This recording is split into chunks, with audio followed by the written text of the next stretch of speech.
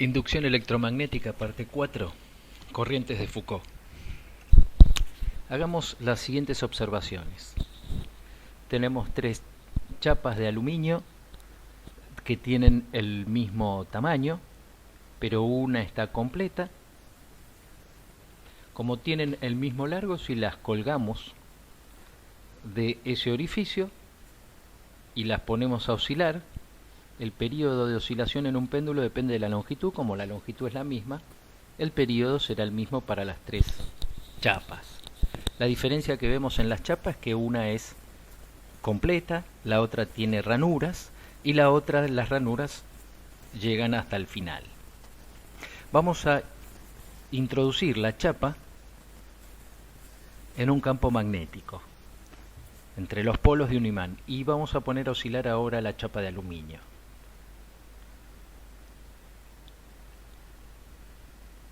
Observamos que se frena.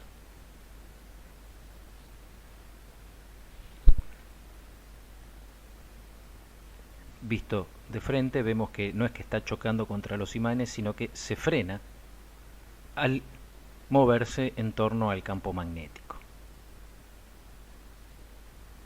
Veamos qué pasa ahora con esta chapa que tiene ranuras que no llegan hasta el final. También se frena, menos que la anterior, pero también se frena.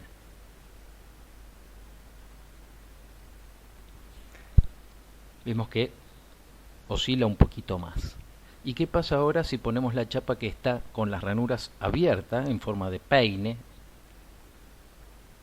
Vemos que oscila mucho más todavía.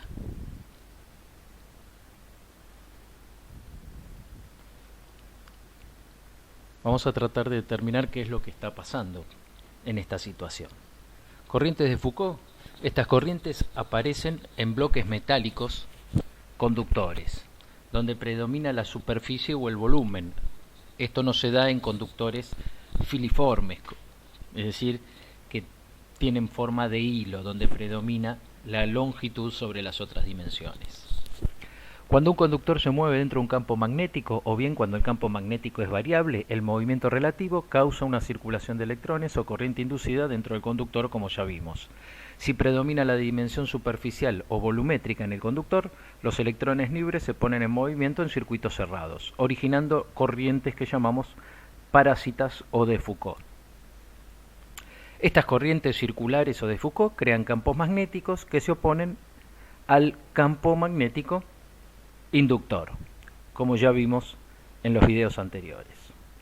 Al introducir la placa de aluminio entre los polos del imán se observa una cierta resistencia que no se debe a la fuerza magnética sobre la placa, ya que es de aluminio, sino que a la fuerza que ejerce el campo magnético sobre las corrientes inducidas en la placa. Estas corrientes pueden circular formando microcircuitos y por ser inducidas, de acuerdo con la ley de Lenz, la circulación será en sentido para que se genere una fuerza que inicialmente se opone a la penetración de la placa y luego es en sentido contrario para ponerse a la salida de la placa de ese campo. En esta demostración movíamos el imán respecto a la chapa conductora, o sea que el efecto es el mismo. Vemos cómo el imán se va frenando, producto de estas microcorrientes que se producen en el conductor, que genera un campo magnético que se opone al campo magnético que genera la inducción. O sea que vemos que es indistinto mover la placa metálica o mover el imán. Como vimos en la simulación, una corriente continua crea un campo magnético que es constante en el tiempo. Pero una corriente alterna genera un campo magnético que es variable en el tiempo. Podemos producir entonces un campo magnético variable con una corriente alterna. Y por ejemplo, si conectamos esa bobina a una corriente alterna, vamos a tener un campo magnético variable. Y por lo tanto, si introducimos una chapa, las microcorrientes o corrientes parásitas, lo que vemos es que producen calor. Fíjense que el dedo no se le calentó, metió el dedo y no se le calentó porque obviamente la inducción no actúa sobre el dedo, sí sobre la placa conductora. Las corrientes de Foucault o parásitas producen calentamiento de las partes metálicas, produciendo disipación de la energía por efecto Joule.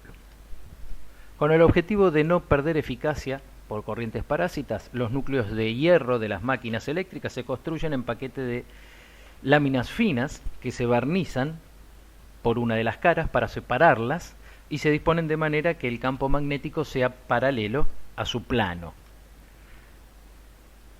Fíjense que cuando teníamos la placa entera teníamos microcircuitos de corrientes que van a generar un campo magnético que se opone al otro, por eso se frenaba, pero estas microcorrientes disipan la energía en forma de calor. ¿Cómo podemos evitar o disminuir estos microcircuitos? Como vimos antes, con el peine abierto lo que hacemos es cortar en algunos casos la circulación y por lo tanto de esa manera disminuimos estas corrientes parásitas. Por eso el núcleo de los bobinados de las máquinas eléctricas tienen esa forma para disminuir estas corrientes parásitas.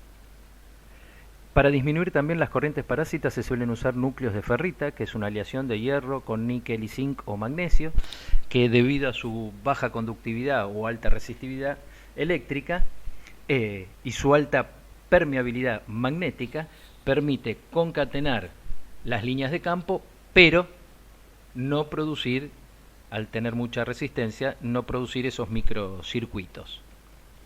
Acá tenemos un núcleo de ferrita. Podemos ver que no es magnético, pero sí, si lo ponemos en un campo magnético, ahí entre los imanes, se orientan los dominios y